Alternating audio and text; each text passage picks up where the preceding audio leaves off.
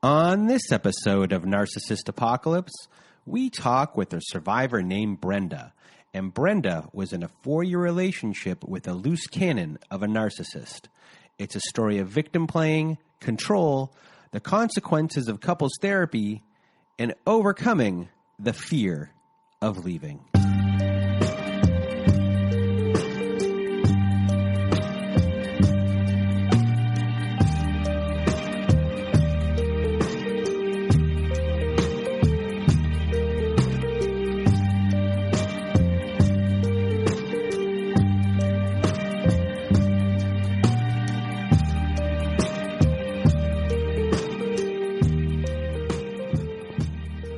Welcome to Narcissist Apocalypse, a podcast that gives a voice to survivors of toxic relationships. I am Brandon Chadwick, but my friends call me Chad, and thanks for tuning into this episode. So what is a narcissist, you may ask? Well, for the purposes of this podcast, we refer to a narcissist as anyone who has displayed a pattern of behavior that shows a limited capacity to appreciate others' perspectives. It is that simple. And now, before we get to our episode with Brenda, I just first want to thank everyone in the Narcissist Apocalypse community for listening to the show and sharing your thoughts by email, Instagram, Twitter, and Facebook. Also, a reminder, if you haven't left us a review on whatever podcast service you use, Spotify, Apple, Google, Stitcher, CastBox, etc., please leave us a 5-star review as it helps out the show a lot when it comes to rankings. Now, if you have not been to our website recently, please do go there if you want to be part of our show. Go to narcissistapocalypse.com. Top of the page, it says guest form, something along those lines, or like fill out guest form. Click on it. It'll take you to a page of a guest form. Fill that out, and away we will go. We will start a little dialogue from there.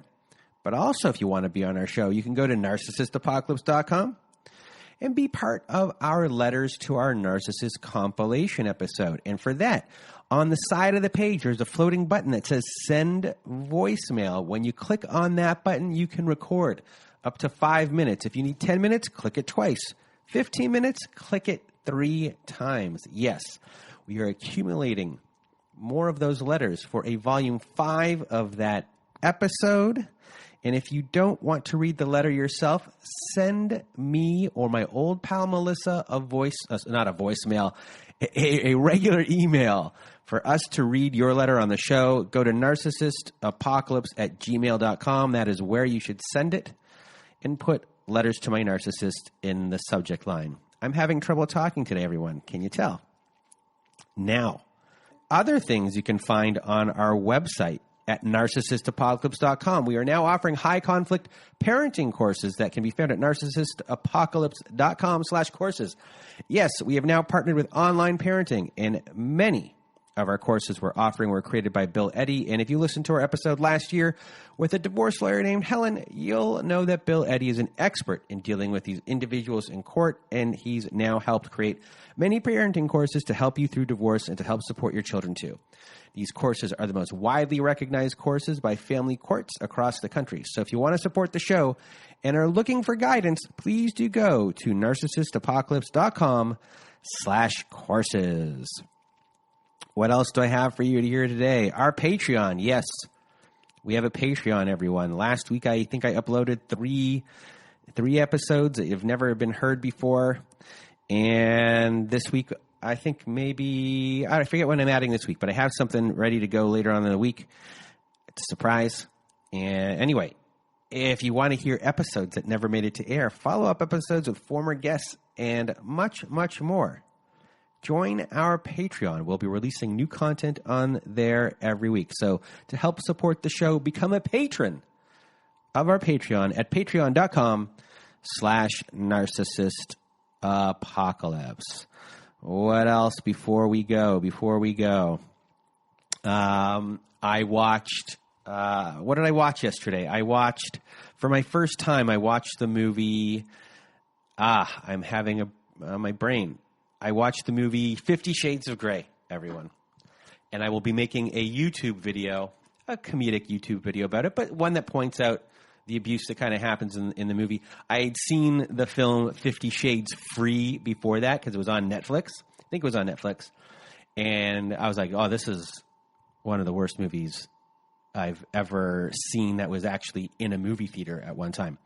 Because there's a lot of those movies that are really bad but never were in the theater. But 50 Shades Free was really bad. And I was meaning to watch 50 Shades of Grey for a very long time so I could make a comedic, YouTube video about it like I've done with Twilight, how I did with Legally Blonde.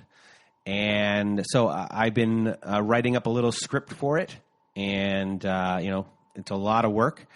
I thought I was going to be really quick, but, I took a lot of notes while watching the movie minute by minute. So hopefully I'll have that out this week after I do this editing. I'm going to get back to doing work on that.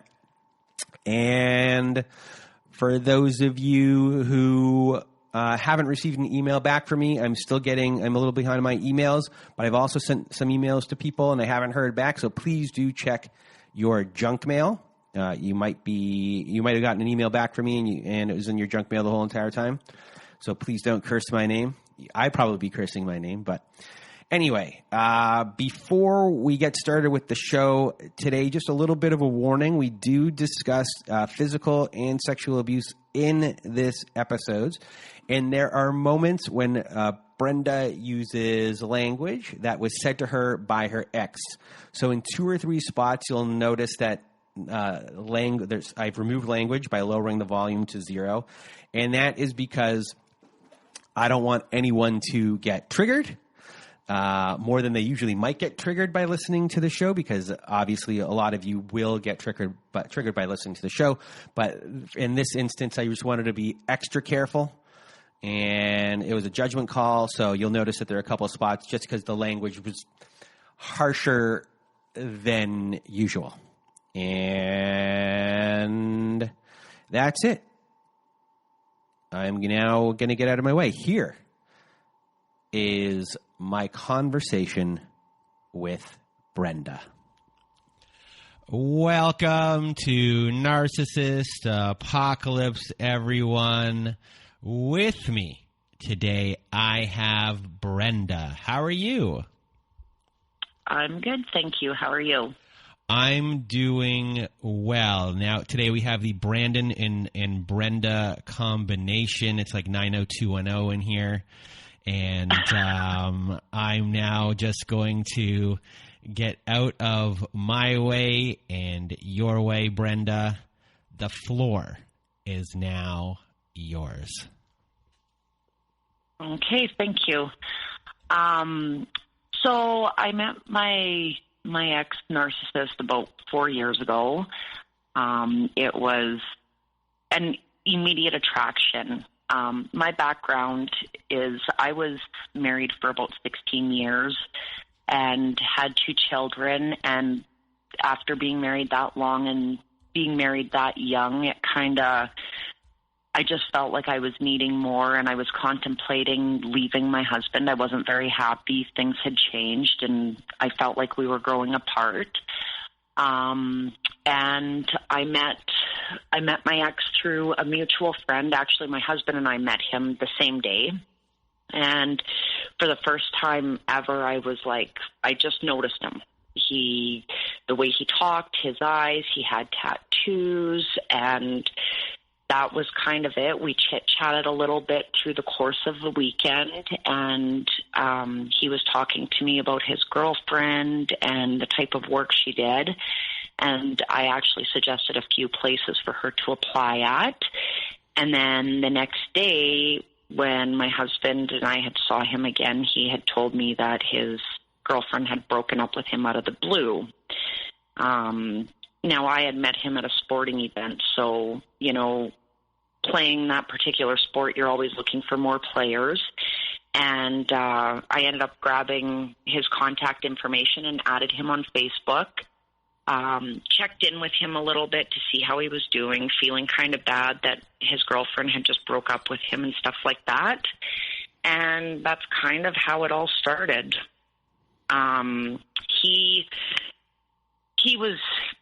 I guess, playing victim maybe a little more than what he was at the time. I don't really know the extent, but knowing now the types of people that these people are, he definitely played it up, because I was coming out of a situation where, being married that long and I guess somewhat becoming financially dependent on my husband, this person kind of gave me an outlet to talk to. And he was really, really good, actually, at listening to all my complaints about my marriage. And that's kind of just where it began. So we started spending some time together, communicating, and every day it was like, oh, good morning, beautiful, every night, like constant texting all day, stuff like that. And then I decided on New Year's Eve 4 years ago to tell my husband that I wanted out of our marriage. And it took from January till about, I'm going to say, the end of February, because my ex-husband and I couldn't really agree on terms of our separation and stuff, and I couldn't afford to keep the mortgage. I actually, talking to my ex-narc, he suggested that I move in with him and that, I wouldn't have to worry financially and stuff like that. So that's kind of where I moved in already quite quickly and stuff. How long was it when you moved in? It was, so him and I met in about September, close to the end of September, October, and January I left my husband, and by February I hadn't fully moved all my belongings in, but I was there practically all the time, right? Wanting out of my marriage and not having the financial means to get my own place and stuff, we just started spending more and more time together at his place. And how much of an acceleration of the divorce proceedings occurred because of the relationship, I guess, starting in a sense? And would it have taken you a little bit longer to work up to getting divorced? It might have been a further bit down the line, but it would have happened anyway. Was it just accelerated because of this? And I guess the promise of having some financial security to break away? Yeah, so the thing is that initially, before telling my husband I wanted out, I had asked to go to counseling, and at that time he said to me, I don't think counseling's going to help. Mm-hmm. When he became aware that I was serious on New Year's, when I said I'm done and I want out, and he knew that, there was somebody else, obviously, because I was staying away more, then it was like, okay, well, maybe we should go to counseling. But by that point, my relationship had already started to form and grow with this new person. Mm-hmm. So it made it easier for me to know that I had somewhere to go, per se, that there was somebody else kind of waiting, because for me anyways, I feel like I was always scared of being alone, and then financially being alone was another big problem for me. So it just kind of, divorce proceedings actually just started. So, but me moving on and, not willing to give my ex-husband the chance to fix it probably wouldn't have happened if this person wouldn't have been in my life. Mm-hmm. And if the person also, because during this time, the person was every complaint that I had, it was like, oh, that's understandable, and you were married young, and you haven't been able to focus on yourself, and you don't know who you are, and your husband should be more respectful. Like, he was so sympathetic to, the mom that was just tired of life and the everyday tasks, the things you do when you're married, right? Mm-hmm. He made me feel like, almost like I was confused as to who I was because of my marriage. Mm-hmm. So things progressed, and so like I said, in February, we were practically living together. My stuff wasn't in his place, but I was there all the time. We went to another sporting event, and because of me coming out of the marriage and stuff like that, people had saw my narc and I together, but they didn't know that we were together. I mean, they probably assumed, but I wasn't posting on Facebook because I was kind of ashamed that I had just come out of this marriage. Mm-hmm. So we went to a sporting event together, and the narc was playing on a different team, and I was playing on a different team, and we were hanging around a common area, having a few drinks and stuff, and I looked up, and I saw him grab this girl with his hand, both sides of her jaw, and he pulled her in and he gave her a kiss. And I didn't say anything around anybody, but he started to walk away from that common area. And I went up to him and I'm like, what was that? And he downplayed it. Oh, it was nothing. I don't know what you're talking about. I gave her a kiss no different than I'd give my brother or sister a kiss. Like, you're overreacting, And I mean, the girl was half my age, half my size, like this tiny little thing. And so then he said to me, he's like, I'm tired of being your dirty little secret. And that's kind of the way he spun it on me in that situation. And then, of course, I felt guilty.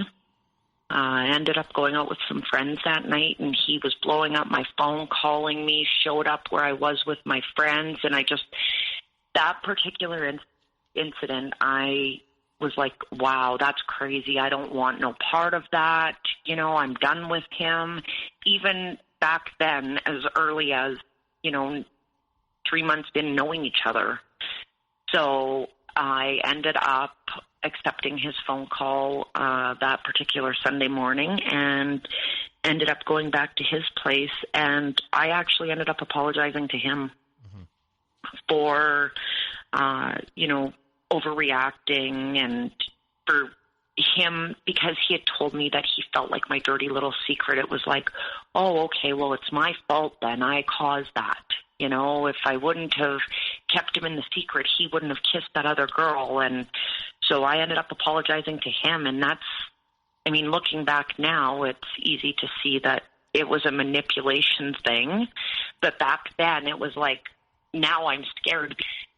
And about 2 weeks later, I found out that he had been messaging his ex-girlfriend and was like, hey, how's it going? Hope you're doing well. And when I asked him about it, he claimed he didn't know who the number was because he worked in sales and knew a lot of people and talked to a lot of people. And so later on, I remembered that number. And later on, I actually called that number and found out that it was his ex-girlfriend. So even back then, all this stuff kind of was unfolding. When we met, I didn't really know a lot about his past. It wasn't until we were a little deeper in our relationship that I started learning that he came from an abusive home. His mom was physically abusive, sexually abusive with him. He had been sexually abused by other people. His mom was only 15 when she had him and had gone on to have 2 more kids shortly after. And because of my childhood, I felt sympathy because I didn't have a super traumatic childhood, but I did witness some violence and I suffered from sexual abuse. He was really, really good at telling me, during the beginning that he doesn't get the pretty girls, and if I wouldn't have pursued him, he wouldn't have even talked to me because he doesn't talk to pretty girls, stuff like that. And then there was a couple months later, I'd say, we had gone out to a sporting event and got into a great big argument, and he got really angry with me in the truck and started yelling and screaming at me and slammed on the brakes so hard and pulled over on the side of the road so hard that my seatbelt locked up, and I thought I was so scared that we were going to roll.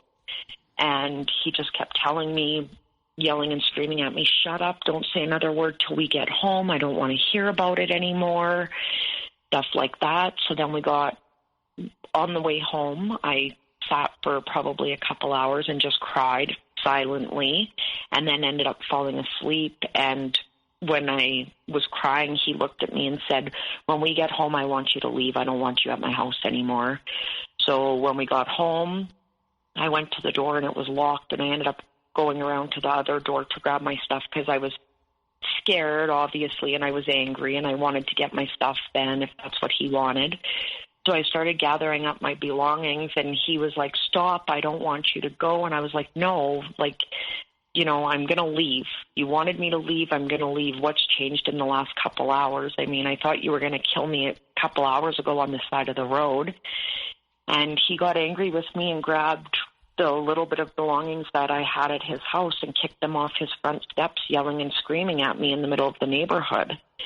It happened to be pouring rain out that day, so I went and I was picking up my belongings, and I had tears coming down my face. People were driving by. He was sitting in the house on his phone playing games the whole time, not even concerned with, you know, what I was doing or how I was feeling or nothing. So I packed up my stuff into my SUV, and I called my ex-husband, and I said, I don't know what to do. I said, he just threw all my stuff, because my ex-husband and I, even though we had separated, we were still somewhat amicable. We were still talking a little bit. And my ex-husband said to me, he goes, I don't know why you would allow him to treat you like that. That's not normal. And so I sat in my car and I cried for a few hours, and I ended up going back because, again, I felt like I had nowhere to go. I'm not super close with my family and stuff. So I ended up going back, and he never apologized at all. He didn't help me unpack anything or anything like that.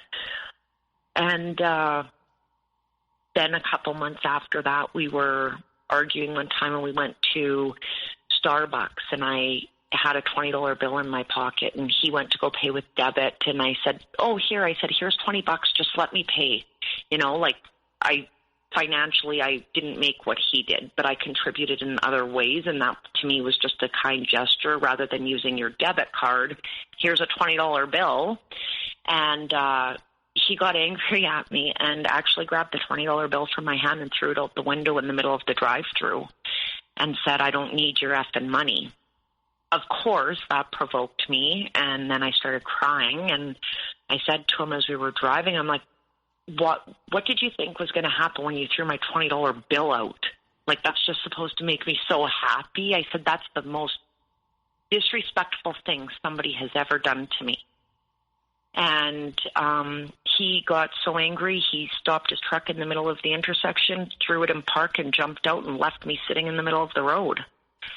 So I followed him, and I said, get in your truck, you know, and he was like, I'm walking home. He ended up getting so angry with me that he threw his phone in the direction of the truck, and then it started raining. So by the time I got to him when it was raining, I'm like, can you please just get in your truck? I said, this is your truck. If you don't get in, I'm just going to leave it here.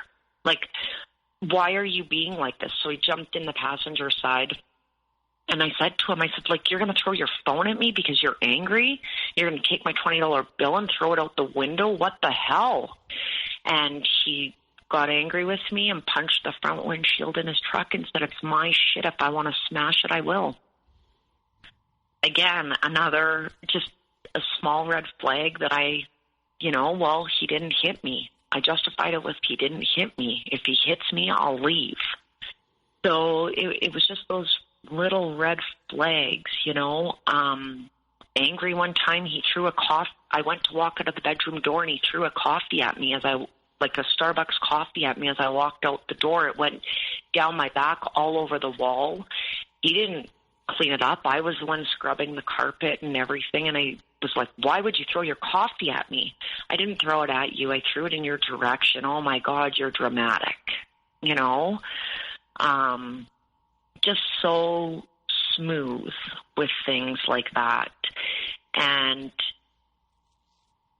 because of his past and because of him being abused and stuff like that, I was like, he just doesn't understand love. I just need to love him a little more, you know, because he had always told me that he didn't want to be alone.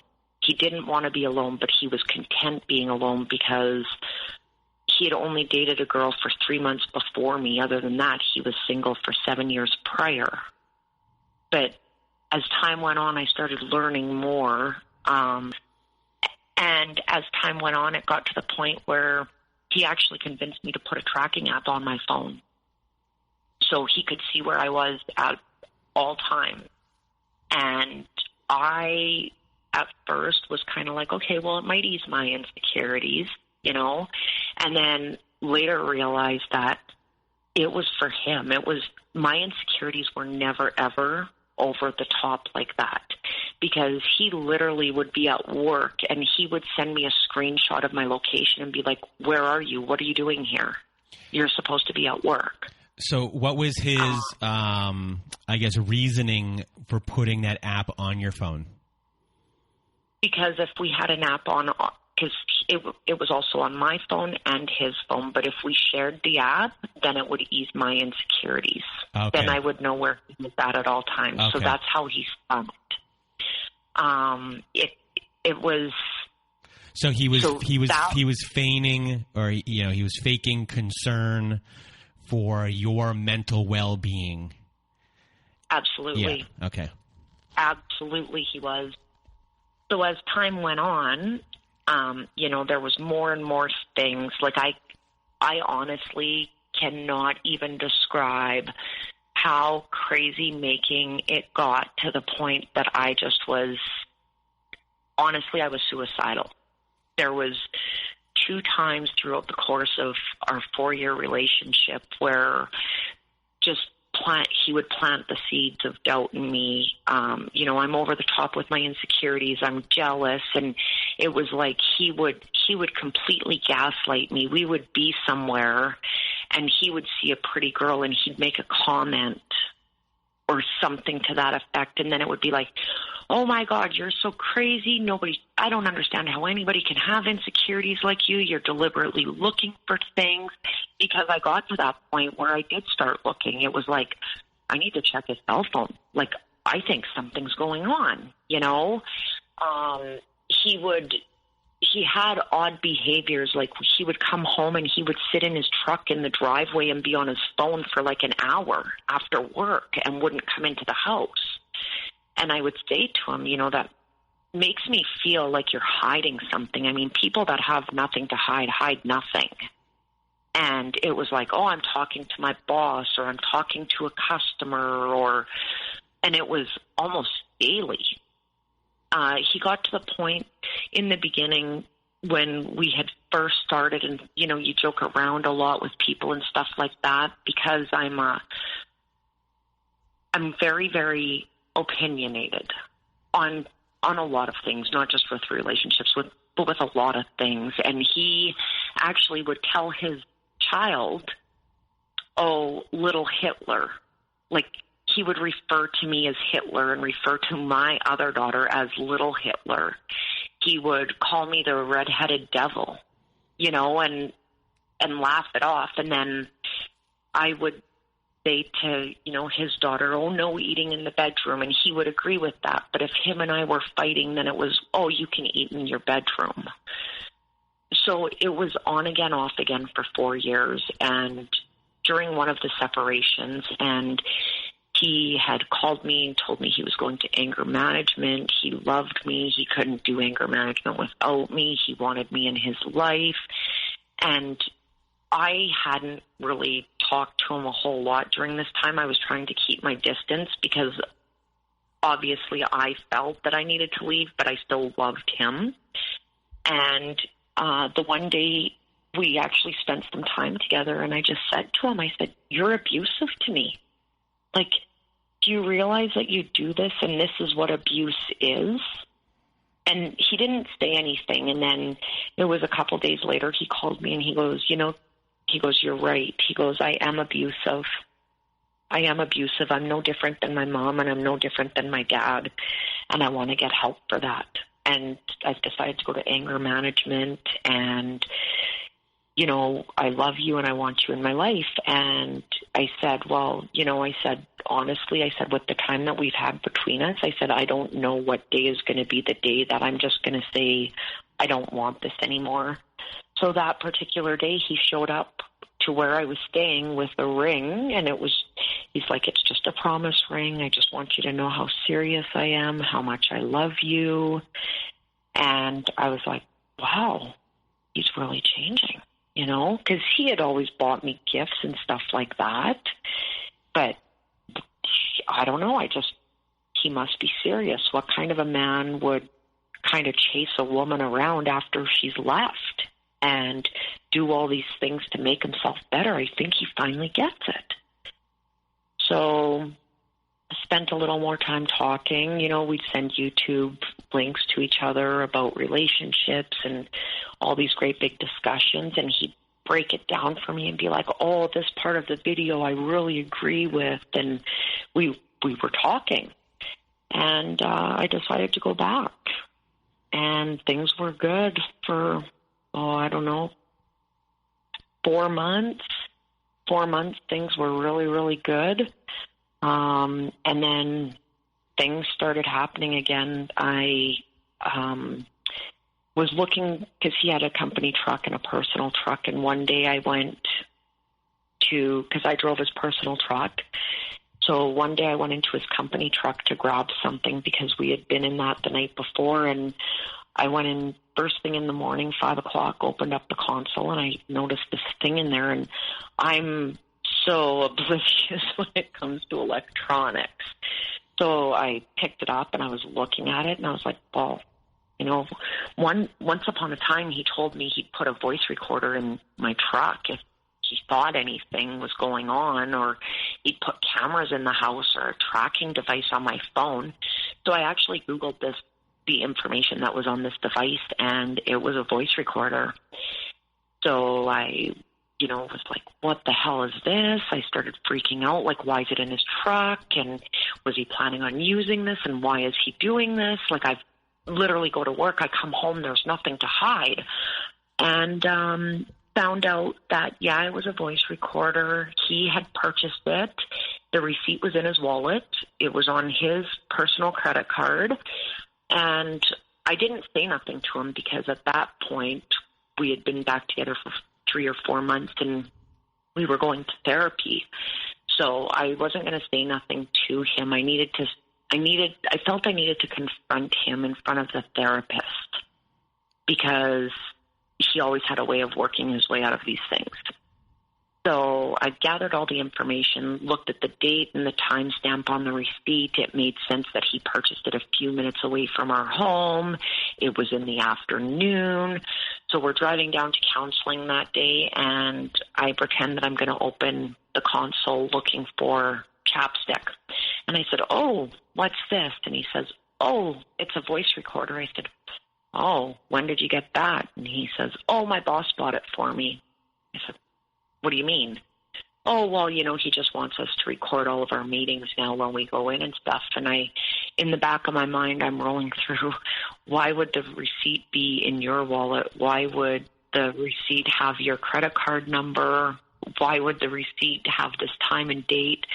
So we get into the counseling session, and we're communicating with this counselor, and he brought up something about me telling the truth. And I was so angry, and I just looked at him, and I looked at the counselor. I said, while we're on speaking about the truth, I said, how about you explain that voice recorder in your truck? And he looked at me, and he goes, I told you, my boss bought it for me. This is what you do. You pick holes in the story until it benefits you. And I looked at the counselor and I said, I found a voice recorder in his truck. And I said, he'd previously told me he was going to put one in my vehicle.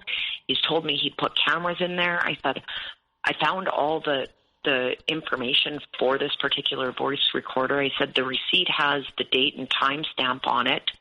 He's telling me his boss bought it for him. And I said, it was bought by our house. I said, his boss lives, 2 hours away. What the hell would he be doing in our neighborhood at 7 o'clock at night?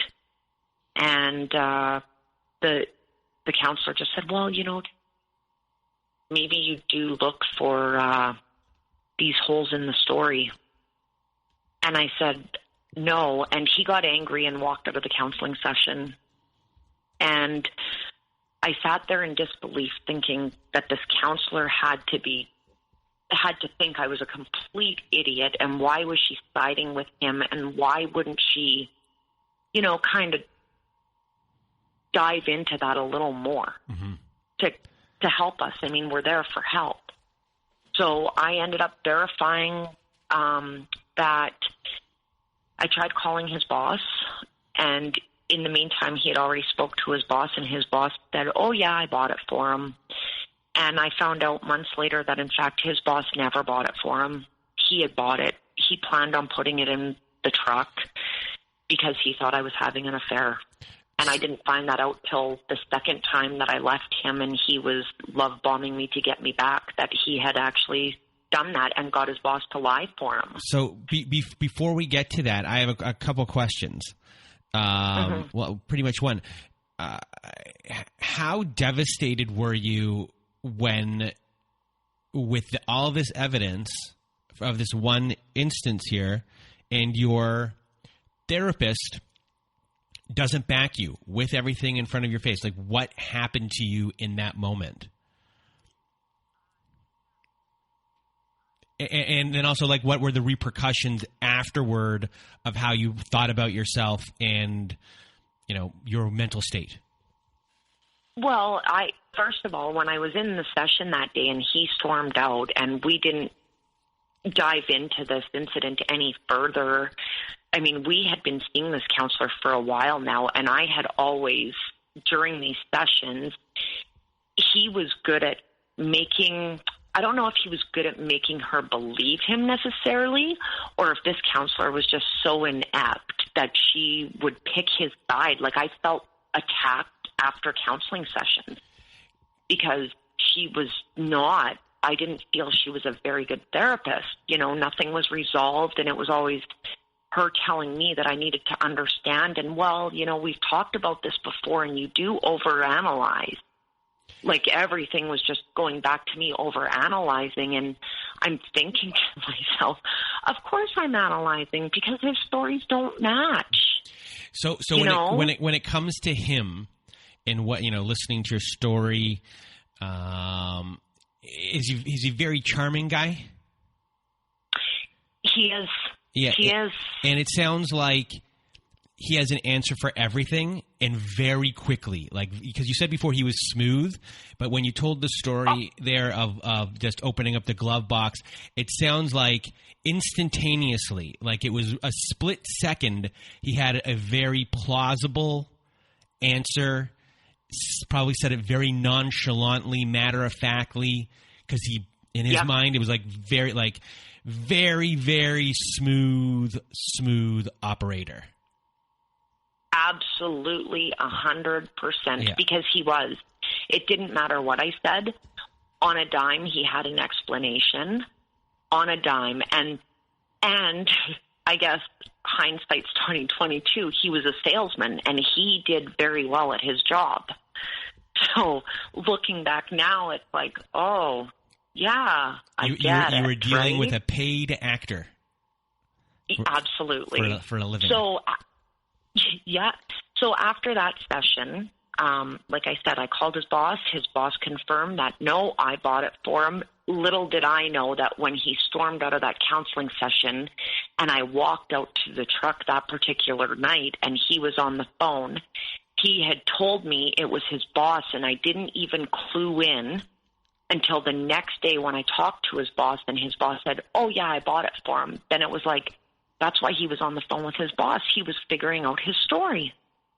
So a couple days goes by, and as I said, he had given me that ring when we had split. A couple days goes by, and I am going to the dentist. So I come home after work, and I'm going to the dentist, and the ring that he had given me, we were in the process of doing some renovations around our house. The ring he had given me was on top of the windowsill, right by the kitchen sink. Walk in the house. I'm about to walk out the door for work. I fill up my water bottle at the kitchen sink, look up, see my ring there. Everything's fine. I had gone to the dentist, and I had made arrangements with my girlfriend after to go out for her birthday because it was her birthday. I was just going to go and have a drink, and then I was going to go home.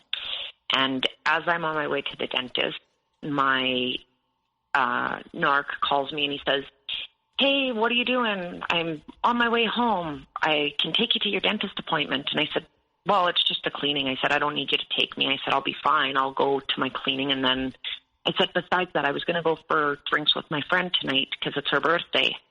And he says, "Oh, well, I just rushed out of a great big meeting to get home to spend some time with you, but whatever."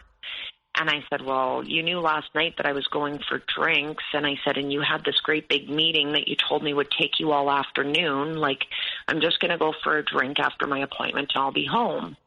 And he got angry with me and he said, "No," he goes, "if you come home, we're going to be fighting." And I was like, "What? Why?" "Well, because you just go out and have fun with your friends and like trying to guilt me now to go, because first he was trying to guilt me to not go.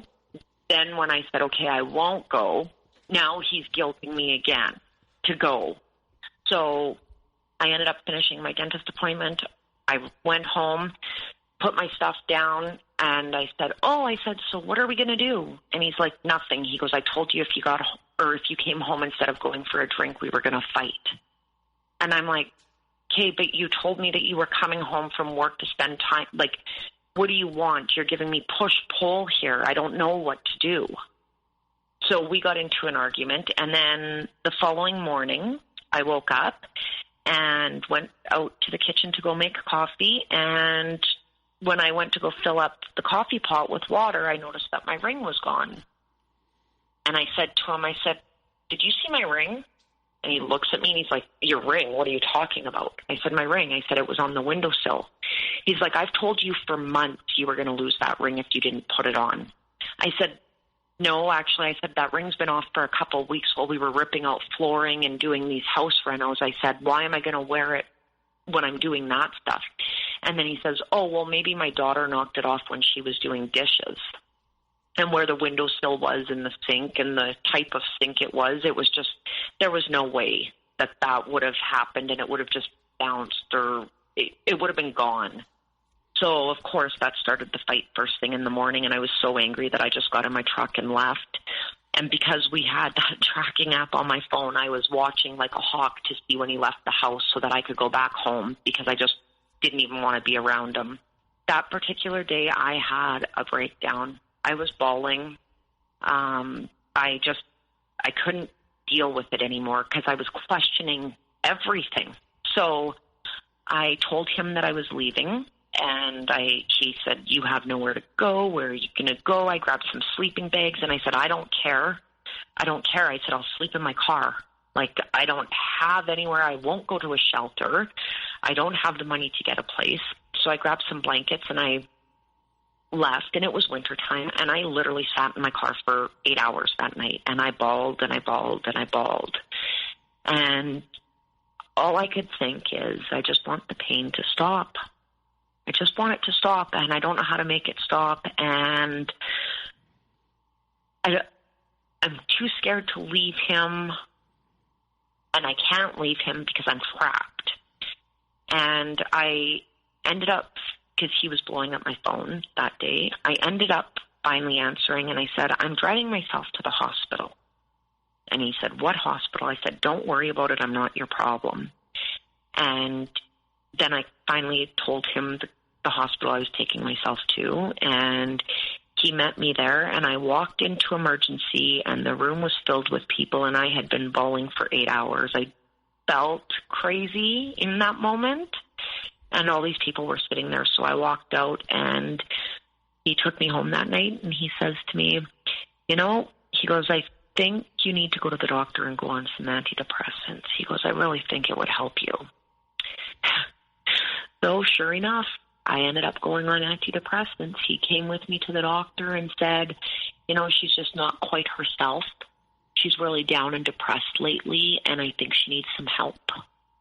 And the doctor prescribed me antidepressants, and I was on them. So besides your, I apologize for interrupting, but that's okay. Besides your therapist from before, are you telling anyone what's happening, what's going on? And if so, are you getting advice from friends or anything along those lines? I am. I had told a few of my closest friends, like he threw hot coffee at me and they're like, that's abusive, like, what are you doing? And I'm like, yeah, but he didn't hit me. But if he ever hits me, I will leave. Mm-hmm.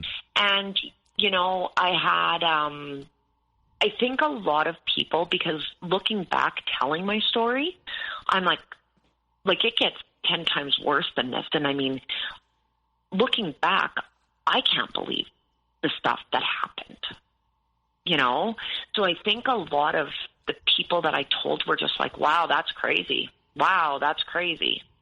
There was only 2 people that were like, that's abusive. Get the hell out of there. Yeah, because right now, at this point of this story, you're being gaslit to another degree. The projection that is occurring on probably what is going on his end is being put on you. You're being devalued in every way. And then when you had this one opportunity of a professional, not anybody you knew, that could have taken your side and maybe changed the direction of everything, that person failed you. And you are now, if you hadn't gone crazy, you are to the point where you're completely in his control and you think you're the problem, maybe? Absolutely. And now doctors are giving you antidepressants, and you fully now feel like you're not, like, now you are crazy because you've been made crazy, and now you're being put on pills, which you don't. The only reason you need the pills is because of him, and you are non-functional but functional. Yeah, I really, like, emotionally and mentally, I was becoming very, very drained. And then this therapist who always seemed to pick his side. And then I'm seeing her by myself sometimes. And all it basically was, she never gave me any coping mechanisms. Basically, all it worked out to be was I would go in for my hour-long session and I'd vent. And I'd vent about, the events that had happened. But because the abuse was happening to the extent that it was daily, by the time it was a week or 2 in between visits, so much had happened that I could only focus on the events that had happened the day before, because you only get an hour, and I kind of started to feel like this therapist really, really liked him. So she was kind of biased to what I was saying. And it didn't help when I ended up going on antidepressants. I mean, I was like, okay, well, maybe it'll help, maybe it'll give me some clarity and stuff like that, not even realizing that I was being gaslit, that I was being abused, because I have always, I guess, not trust my intuition. So when, with the voice recorder, with the ring, it was like, okay, well, maybe he is telling the truth. But then when his boss confirmed it, it was like, still something inside of me was like, no, that doesn't make sense. That doesn't make sense. But I had no proof to verify it. So therefore it was like, well, I have to go with that, And again, with the ring, with that voice recorder, it wasn't until the second time that we had split up that he actually confessed to me that, yeah, he did in fact take the ring. And I said to him when he actually told that the second time we split up, I looked at him and I said, do you realize how crazy you made me think I was? I thought I was losing my damn mind. Like, that's how insane you are making me. So I had nobody, I felt, at that time, well, right? I have one last question before you continue, is about your kids. Like, do they know what's going on, and where are they during this whole thing? So they're with my ex-husband during this time. They are not with me a whole lot because they're, you know, mid-teenagers. They're hanging around with their friends and stuff a lot more. They're kind of doing their own thing, growing away from mom and dad in general. But the times that they did come, you know, like even going back to the red flags, I mean, the very first time that my kids met him, we went out with my 2 kids and his daughter, and he raised the scene in the restaurant, and even my kids were embarrassed by it. He berated the waitress because of the food he was served. I mean, I was embarrassed. My kids were embarrassed. His daughter was embarrassed.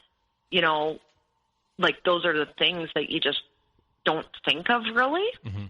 So they didn't see a lot of what I was going through. I mean, they could sense when they would come that things weren't good between him and I, or we had been fighting. His daughter was with us, you know, a week, a month at that particular time, so she saw a lot more of it. But again, he started to instill those, I guess, maybe seeds of doubt with her, you know, like by saying, oh, Hitler and the red-headed devil, you know. So how much respect did she actually have for me when dad is doing that kind of stuff? Mm-hmm.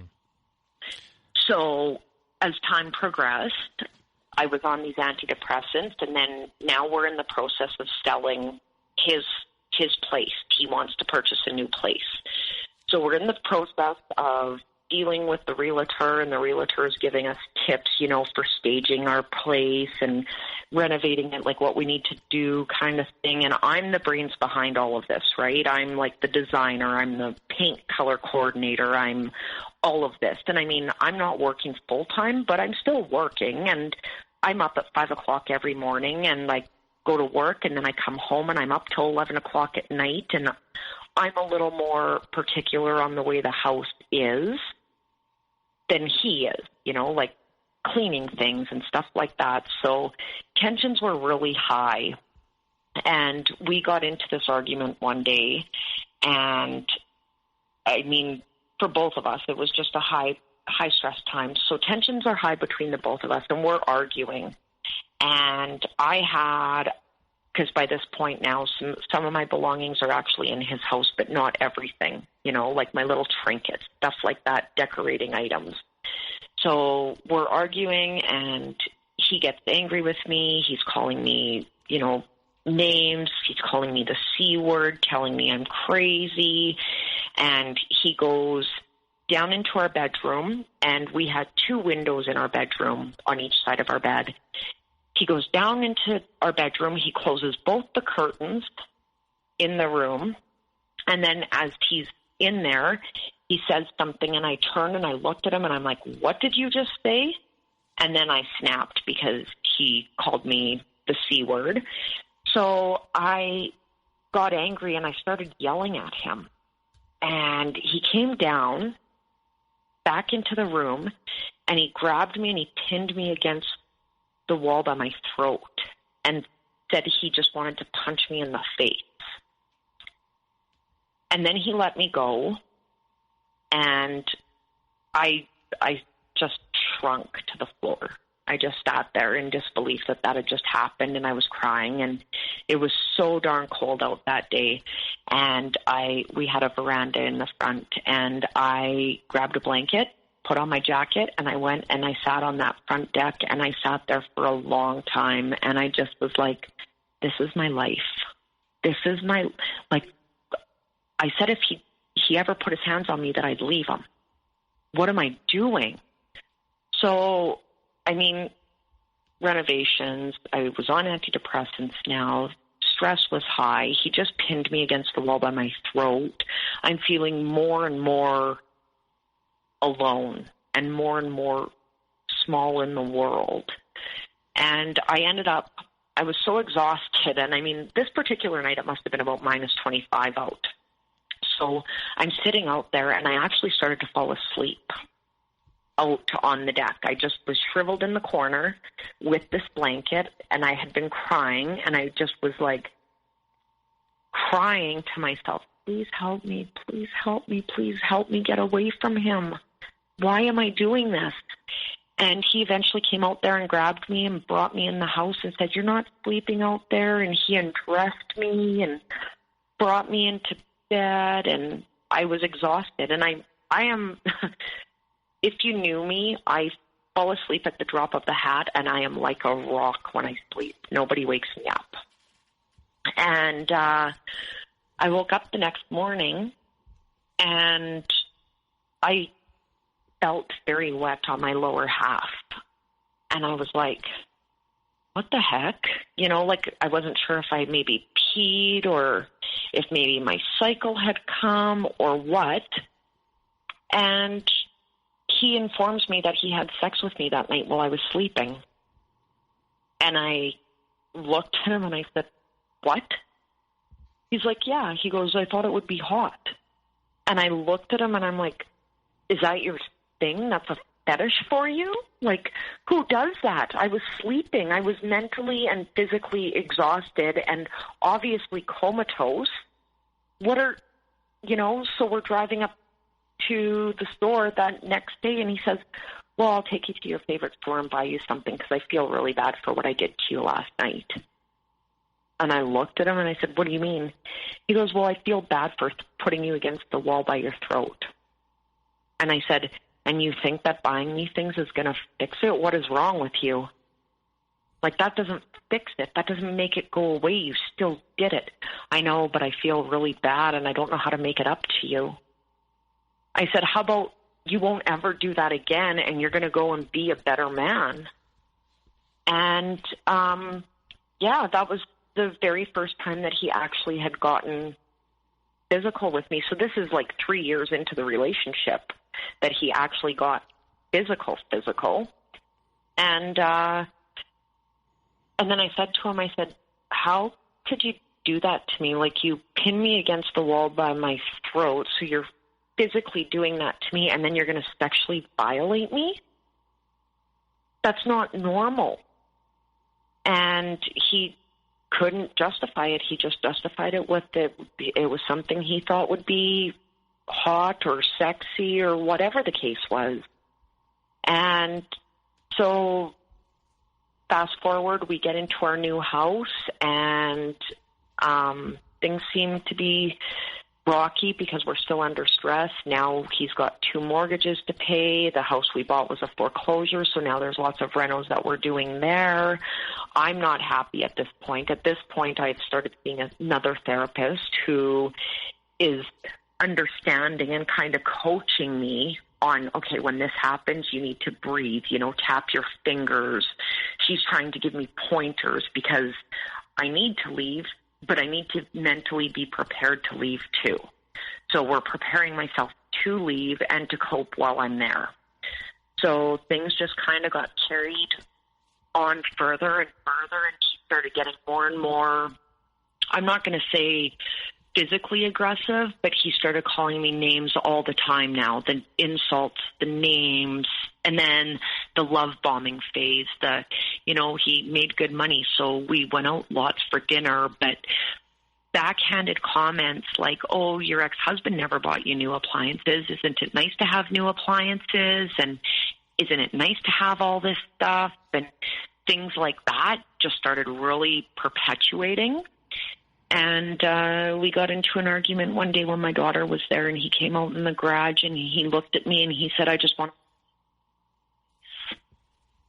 And I looked at him and I said, "Are you kidding me? My daughter is here." And he goes, "She's in the house. She probably didn't hear nothing." And I said, "I don't care." Packed up my daughter, took her home. And then I think it was the next day or a couple days later when he was at work, I packed up all my stuff as fast as I could, everything. And I was leaving. I was not telling him. I knew I needed to get away from him. And he wouldn't know where I was. I would tell him that I was going to a woman's shelter. Turns out I ended up going to my girlfriend's house in a community that was half an hour away from where him and I lived. And he didn't know, and I had warned some of my friends on my Facebook, like, if he reaches out to you, please do not tell him where I am, because he had gone to the extent of creating fake profiles on Facebook to follow me. He when I had gotten to the point that I was feeling really insecure, like he was acting really squirrely and stuff, I started going through his phone at night when he was sleeping. And I'm not exaggerating when I say, like, if you go to your Facebook activity log, you can see what you search for and the times you search for it. It was like 8:09 a.m. he'd search for me. 8:15 a.m. he'd search for me. 8:30 a.m. he'd search for me on Facebook.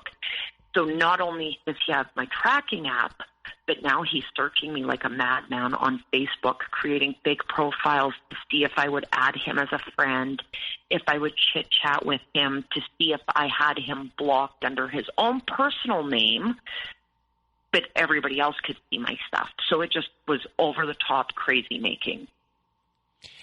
And before we continue here, can you kind of just describe maybe what the steps you and your therapist went through to support you in leaving? Like leading up to leaving? Was there like a few different things that you did before to make sure that you left safely? So financially, I needed to be prepared a little bit. I mean, I had no idea where I was going because I couldn't afford to get a place on my own. There's no way I could afford even a one-bedroom apartment. So she said, make sure you have, your belongings, like a change of clothes, your essential things like a toothbrush, deodorant, your makeup for work, maybe a change of clothes for work. Make sure you have any extra keys for your vehicle ready to go. Make sure you have any important documents ready to go. Here's some contact numbers for the police, have those on hand. She gave me some information for some women's shelters to contact because they offered therapy sometimes. If that's where I ended up being, then, I could call the women's shelter if I had nowhere to go, stuff like that. So I was talking to my girlfriend, and I just said, I need to leave. I said, I can't do this. I said, he's making me crazy. Because, again, I got to the point where I was feeling suicidal. Like, if I'm losing him, I'm suicidal. If I stay, I'm suicidal. There's no escaping. So my girlfriend said, you're more than welcome to come and stay here, and don't worry, I'll block him myself on Facebook so he can't creep me and get in touch with me. I had a few other girlfriends say the same thing. So I left when he was at work, and I didn't tell him that I was leaving. I just did. And that was in July 2 years ago. And during that time, I stayed away from him. I didn't reach out to him. He ended up coming to a place where I was, where there would be lots of people. And those people that I was surrounded with were telling him, like, you need to leave here now. We don't want you here. She doesn't want you here. You need to leave. He called me 375 times in one day. And I was too afraid to go to the police because of his connections in the world. He knew some not so great people, and I was afraid. So 375 phone calls, and I didn't block him. I just let it go to voicemail, or I'd hit ignore or whatever. I got email after email from him. Then one day my ex texted me and said, hey, I think I'm outside your place. I'm not sure if I'm outside of your place or if it's a customer of yours, but please don't make me come to the door. And I slowly opened up my curtains and in the living room, and sure enough, he was sitting outside in his vehicle. And I panicked. My heart started to race. I felt like I was going to be sick. I didn't know what to do. And I called him and I said, what the hell are you doing here?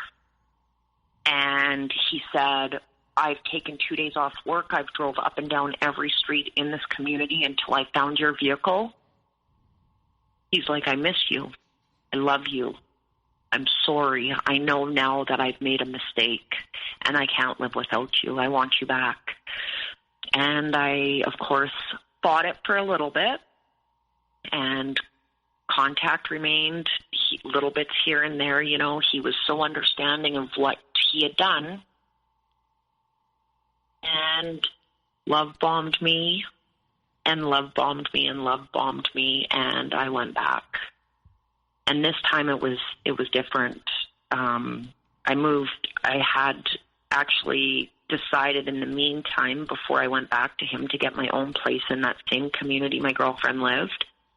And he love-bombed me by helping me out financially pay my rent because he knew I was struggling and knew I wouldn't be able to do it on my own. He put cable in his name for me.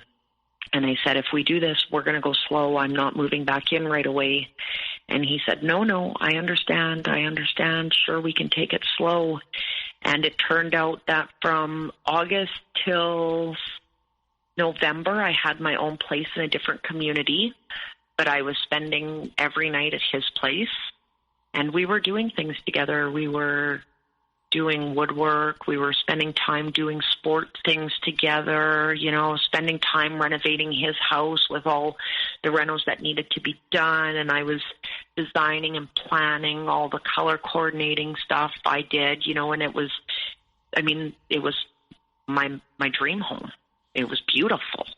And I loved it and I enjoyed it because it was us building a future together. And finally things had changed because he started going to, it's a group for men who are court ordered to be there because they have assault charges or restraining orders from their spouse. They've been violent, So these 99% of these men are court ordered to be there.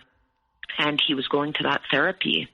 And I was like, wow, this is it. Like, he's actually in therapy now. And this is the best kind of therapy. And it was good. And then October 26th, he proposed to me. He gave me a $10,000 engagement ring and proposed to me at a really fancy restaurant in front of everybody. And during the time that we were kind of courting back and forth on this separation, he had told me, I was going to propose to you at an MLB game and, I love you and we need to plan date nights and stuff like that. And we did all of that.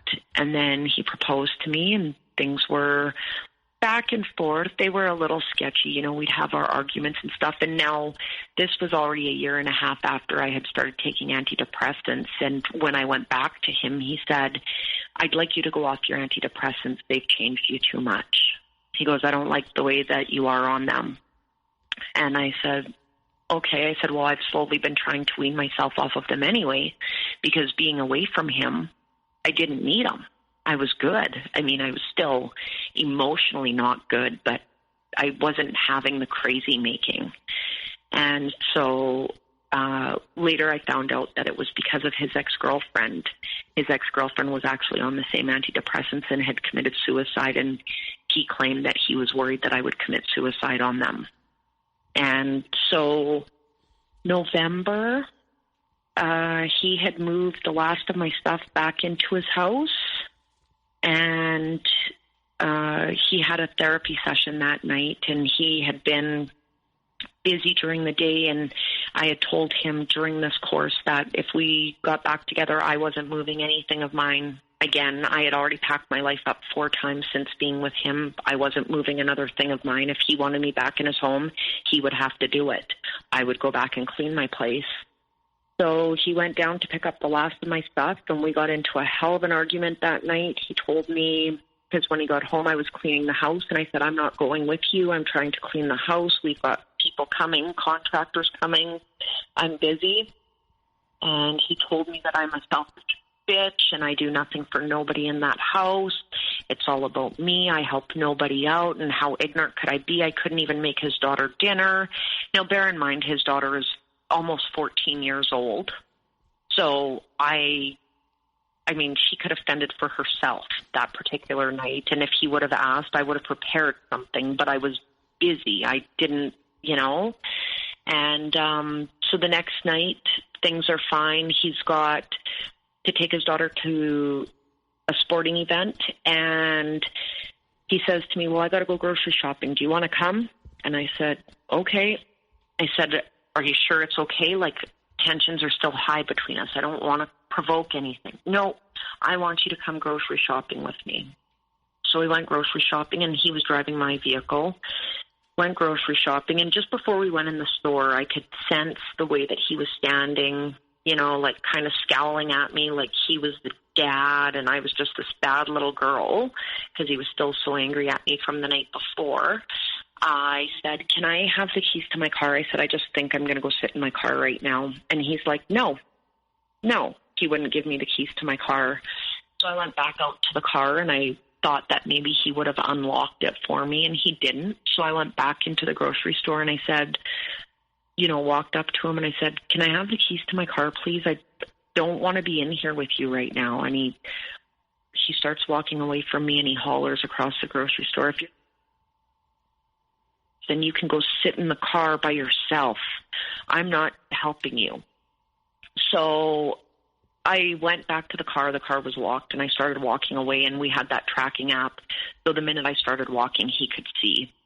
So he must have saw that I was walking, and he pulled up behind me in my car and cut me off in the parking lot. Get in the car. I said, I'm not getting in the car. Get in the car now. No. So I tried walking again, and he ran the mirror on the passenger side door into my arm and cut me off again. And then he put the car in park and jumped out, opened up the door, grabbed me, threw me in my car, slammed the door so hard that the passenger side mirror folded in. And we're driving back home through residential areas, and we went through a school zone, and he was driving quite fast. And I said, why are you going so fast in the school zone? Slow down, please.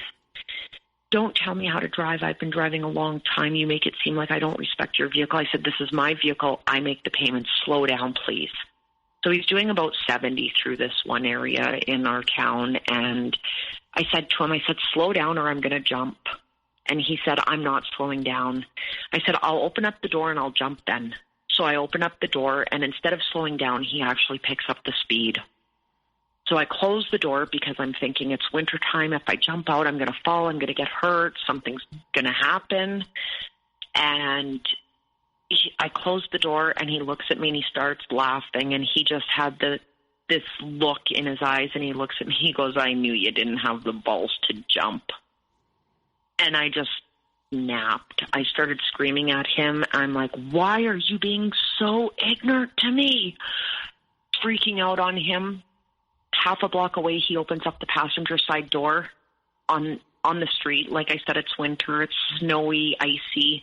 Opens up the door half a block away, grabs me, pushes me out into the middle of the road, drives away from me with the passenger side door open. And when he drove away, like I was sitting with my back on that passenger side door. He didn't know where my legs were. So as I'm sitting there in the middle of the street, I look up and there's two vehicles that are passing me, and it's so cold that night, and I am bawling, and I'm walking home, and I just said, okay, you need to leave. Your counselor is like, right, you need to leave sooner rather than later. What kind of a man does that? And in my head, I'm thinking, he could have ran me over. I could have had a concussion. Like, you don't just do that to somebody. So I walk in the house, and I'm sitting down in the garage, and he comes downstairs, and he's like, yeah, I know what I did was physically abusive. I know that. But you need to think of the part that you played in that. And I looked at him, and I said, I tried to get you to leave me alone 3 times. 3 times I begged for you to leave me alone. You're driving my vehicle. You're like, why? So then he tries giving me a hug, and at this point my body is sore from being thrown out of my vehicle, and I'm just sitting there, and my body is shaking, and I'm, kind of holding myself. And he looks at me and he goes, why are you crying? And I looked at him and I said, what do you mean, why am I crying? I said, because the person that proposed to me 3 weeks ago threw me out of my vehicle and left me on the side of the road. So that was fine. He smoothed it over by running me a bath, running me candles, saying how horrible he felt for it. And then, a couple days later, we're laying in bed, and I just said to him, I said, do you ever think about what could have happened that night? Like, you could have killed me. And he looks at me and he goes, yeah. He goes, of course I've thought about it. He goes, if anything would have happened that night, it would have been an accidental homicide. I went to my counselor and I told her, and she looked at me and she goes, he's a sadist. You need to leave because he's going to kill you. And then I stayed for a bit, and then New Year's Eve we got into a fight, and I slept in the spare room, and then the next morning he woke up and said, "We're done. You knew sleeping in the spare room would cause this. Get out of my house. I want you out." And then the next 3 weeks was where the hell actually really started for me. 3 weeks I had to stay at his place till I got financially prepared to move out, till I found a place. And I stayed in the spare room for 3 weeks. I literally would get up at 5 o'clock in the morning, leave his house. I would go to work, and I'd come home, and I would sit in that spare room from 1 o'clock in the afternoon till I fell asleep. That was January 1st. We broke up, and I literally didn't eat anything. I lived on coffee and cigarettes for the next 3 weeks. I didn't eat nothing for 3 weeks. I had lost weight incredibly fast. I was stressed out because I would go to work every day, and I would come, like when I was at work, I'd get emails and text messages. "I hate you. You're a bitch. Get out of my house. I want nothing to do with you." And then I would go home, and he'd be like, "I don't understand why you just don't cuddle in our bed with me. Maybe we can get back what we've lost. Like, I'm trying, and you're just not taking the opportunity." And for 3 weeks, that was my life. And he called the cops on me twice, had me taken in for a psychiatric assessment. And I can't explain. I don't even know when I first moved out. So I moved out January 18th. For probably the first 2 months, I don't recall those 2 months that I was on my own. It was a fog. I started drinking a lot more to try and deal with it, but I literally would just go to work, and I'd come home, and I'd listen, and I'd read, and I'd do all the research I possibly could on narcissism and abuse, and I am so certain that there's another underlying condition in him, like maybe bipolar or something like that, because the hot and the cold seemed so much more than the typical narcissism.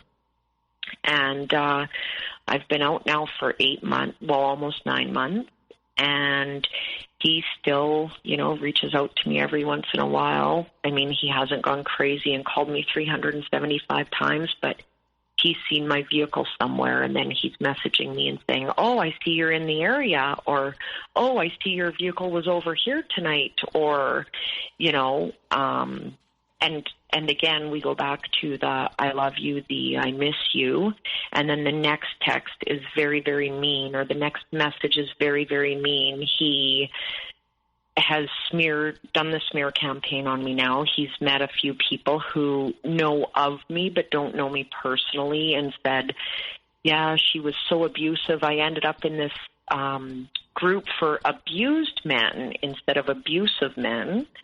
I ended up in this group for abused men, and, she's reaching out to me, and she's begging for me to come back, and I paid for everything, and I did everything for her, and she's an alcoholic," and,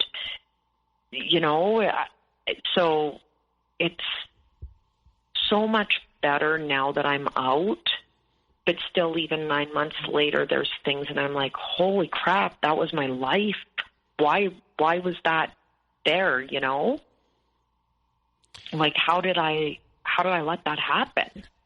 So with your therapist, I don't know if you're still going to your therapist or not, but I guess what has been your healing process? Where are you in it? Do you still have like a trauma bond, like a little bit that might be still attached to you? Because you haven't blocked him on anything yet, or have you?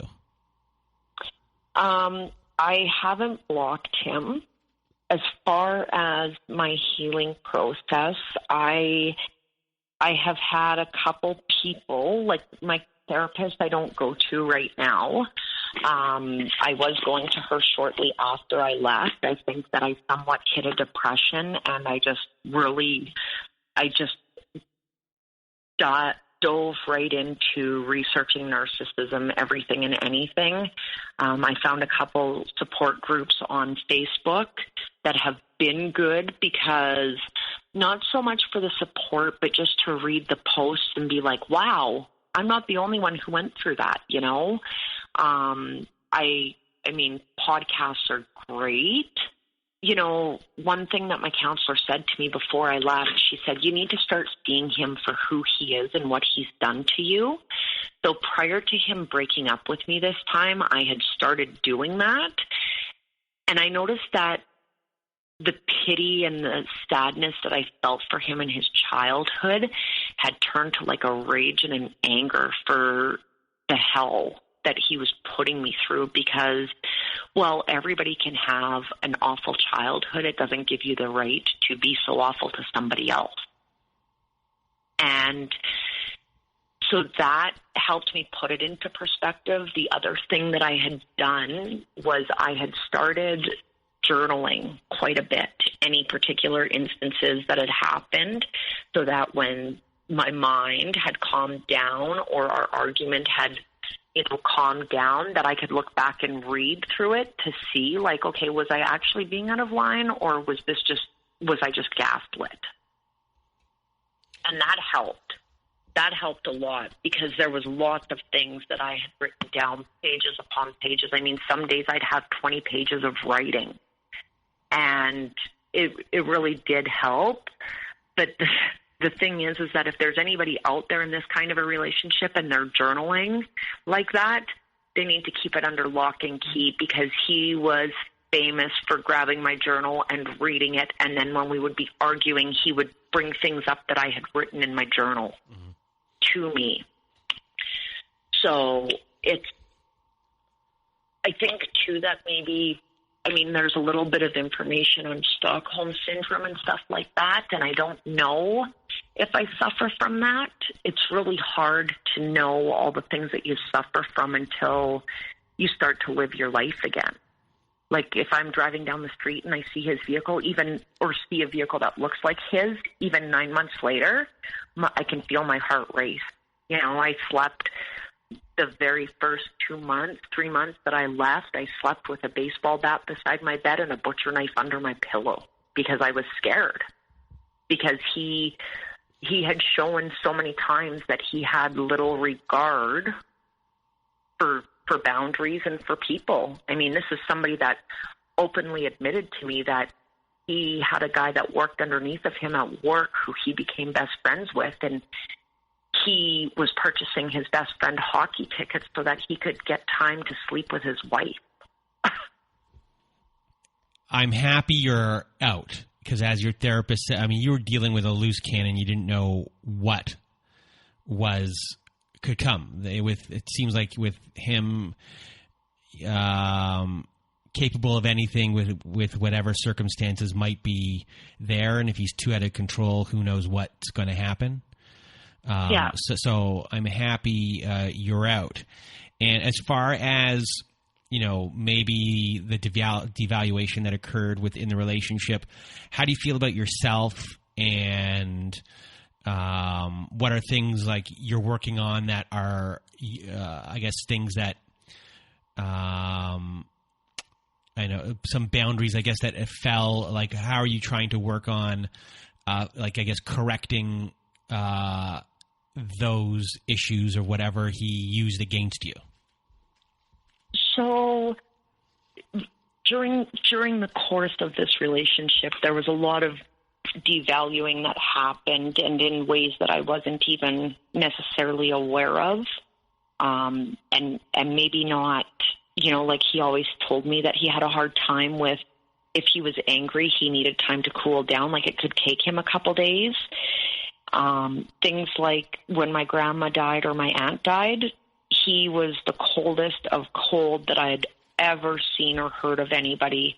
When my aunt passed away, he said to me it was the night that before she had passed away, I took the day off work, and he looked at me and he said, what are you going to do, sit at home and dwell about your dying aunt all night? Like, who cares? That's life. And, so that kind of devalued me a little bit. It was like, okay, maybe I'm not, well, I don't know, maybe I am overreacting kind of thing. So when I left, I found words of affirmation and quotes that meant a lot to me, and I wrote them on my bathroom mirror so I would see them every single day. I mean, right at the top of the mirror in my bathroom, I have "Make today your bitch," because I knew that financially it was going to be hard, stuff like that. I mean, he had told me that I would never find anybody.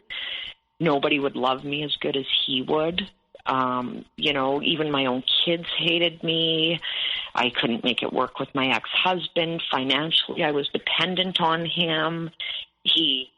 I swear, he put a curse on me that sexually I'd be confused for the rest of my life, things like that. So I just started really reading those things every single day, and it was like, no, you know what? I am worth it. What he did to me is not normal. And I think that listening to podcasts like yours, listening to other podcasts, finding those support groups on Facebook and realizing that I'm not the only one who did this or who's gone through this, it helps me realize that I am worth so much more.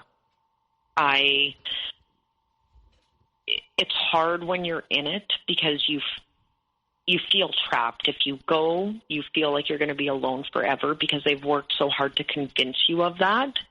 But deep down inside, I know who I am. I know that I'm a good person. I have a good heart. That my job every day requires me to be a good person because of the line of work that I'm in. I'm a very giving person. I would give the shirt off my own back, and I mean, even just with him, the good things that I would do, he would make me feel guilty for, like a silent auction for somebody who lost a family member. I was getting items ready. I was building items for it. That was a big deal to him that I didn't include him, but that's not who he is. He doesn't have the heart that I have. So probably the hardest part throughout all of this has been because he has a daughter and because I was a part of his daughter's life for 4 years and because I know that she did love me, being in her life. I mean, there's a connection with girls that just is there, and there's a connection with just boys that's there. So that's been the hardest part because she doesn't understand that her dad is this in all honesty, I feel a monster. She doesn't understand that her dad is this monster, and that's why I can't be a part of her life. But in order for me to remain in contact with her, it means that I'm putting myself at risk all the time at being love-bombed and hoovered back into his craziness.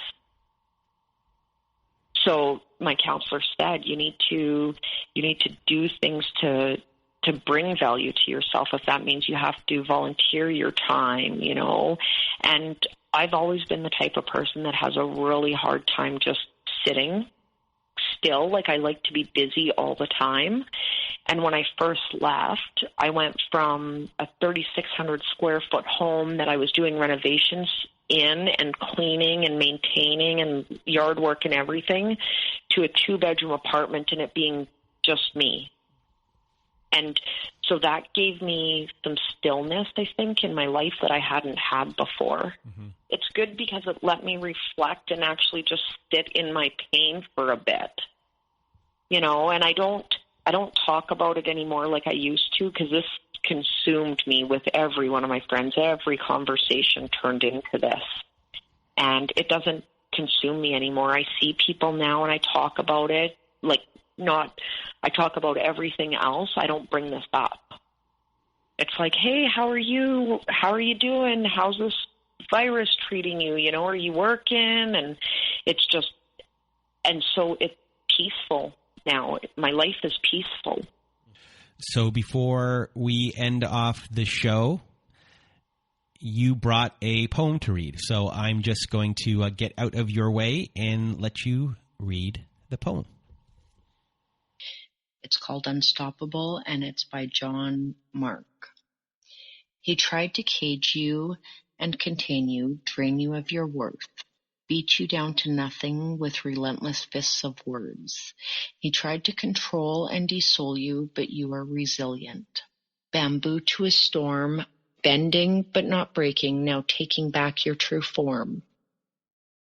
courage building like a tsunami, ready to lay waste to his city of empty promises. You will rise above his shallow ruins like the moon in all her fullness, free and beautiful, so luminous.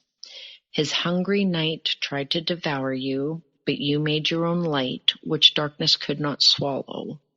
He is hollow and aimless, but you carry life hidden within, a seedling growing skyward toward the sun of better things. His heart is salted earth, his body a walking mausoleum. He loves control and fears freedom, mistaking intimidation for true power and captivity for devotion. Devoid of emotion, he is dead inside, and he wanted to bury you within him in a graveyard of lies. But you will rise, you will shine, you will. You are so much more powerful than him. This just speaks to the volume of how I feel, like how as victims we lose ourselves when we're with these people, and how they control us, and how much we really lose ourselves being with these people. Almost 9 months free of this person, and I thought with them I was going to die, and I feel like without them I was going to die.